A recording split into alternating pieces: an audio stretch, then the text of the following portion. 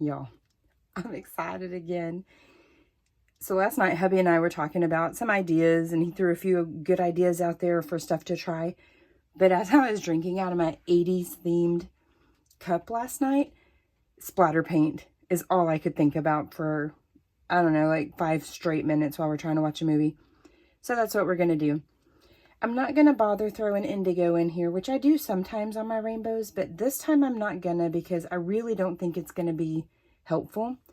So what I'm going to do is dilute each of these colors in their own cup just a little bit with this pouring medium, because I need it to be something I can fling. I need it more liquid than what it is here. If any of you guys grew up in the 80s and 90s, you're going to be just as excited about this as me, because it's going to take you back to your childhood when you had like half your fashion was splatter paint. And you guys know I love rainbows. So of course it's got to be this color combo for my demo here. It makes me happy. So what we're going to do is I'm going to start off with like a 25%, like a 1:3 ratio, I think, of this to this. I don't want it pure liquid, but I need it where I can literally dip and fling. Got this base painted with just matte white.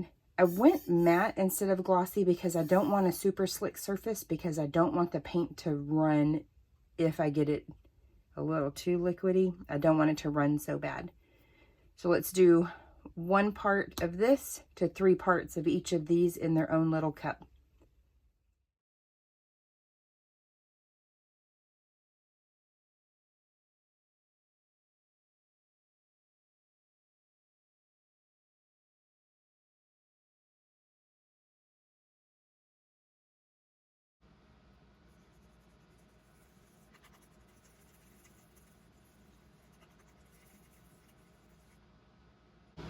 That's not quite as runny as I need. It's just barely kind of dripping. I need it just a teensy bit runnier. And I got some of this more in some colors than others. It doesn't have to be an exact measurement, so I didn't bother. Just to kind of dilute it to the point where it's going to do what we need it to do. There's no like ratios or anything that are hard and fast rules. Yeah, that dripped a little bit better. So let's do the other colors. We may need to add more medium in that as well. Some people might dilute their acrylics down with water. I don't see why that would be a problem. I just happen to have this pouring medium handy because of the skins that I was doing the other day. So I'm using what I have, but if you don't have that, I can't imagine why you couldn't use water.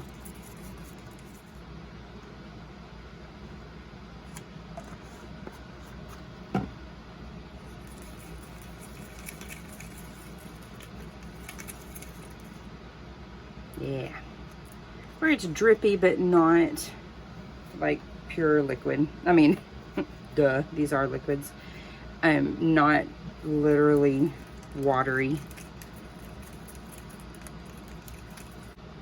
This one was extra thick. You can see it didn't even like flatten out like a lot of the other colors did.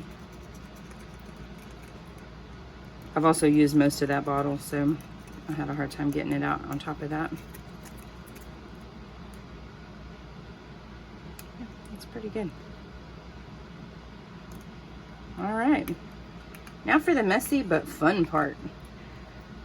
Protect your clothing. If you're wearing anything that you value, put an apron on, throw a smock, something that doesn't matter if it gets paint on it. I cleaned my counter and somehow I have glitter in there. I'm not surprised by that, not even a little bit. All right, so let's go outside and have some fun. I'm gonna start right here for this part, just so I can show you kind of positioning of what I'm doing.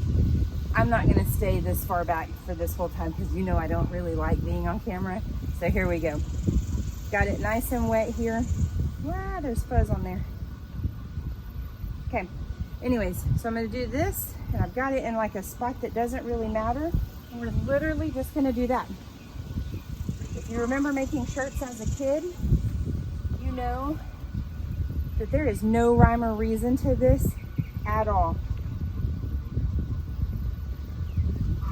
I missed that one completely. And we're just going to kind of rotate it around and do all the way around every color.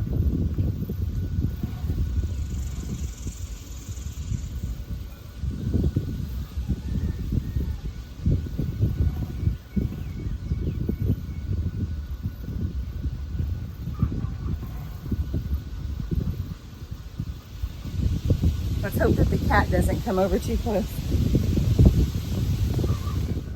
All right, got our orange now.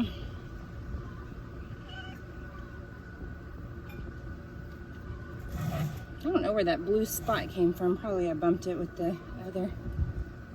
You better go on, Cheeto.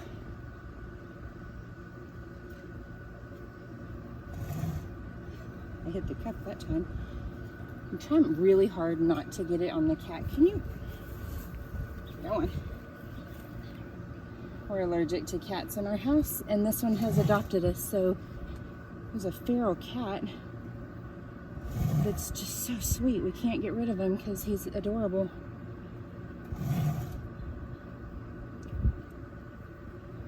Another thing you can do is kind of like that. If you have enough, like stiff enough bristles, you can kind of flick it like that, which I'm not very good at doing one-handed. And now we'll move on to all the other colors. Had to move. That shadow was driving me crazy.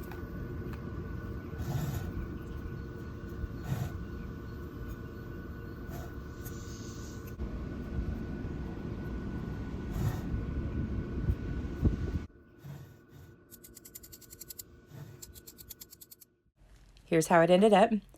Not too much, not too little, pretty much exactly what I was going for. I definitely hit it more than twice with my paintbrush, but oh well, it is what it is. I can't avoid it.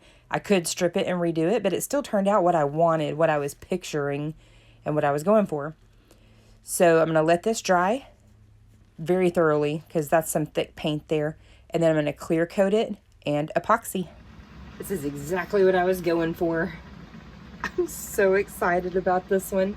This is what it looks like after epoxy. It's been rotating for maybe an hour. Maybe not quite that long, but you get the idea. If you like my content, please consider subscribing. If you have any questions, let me know. Have a good one.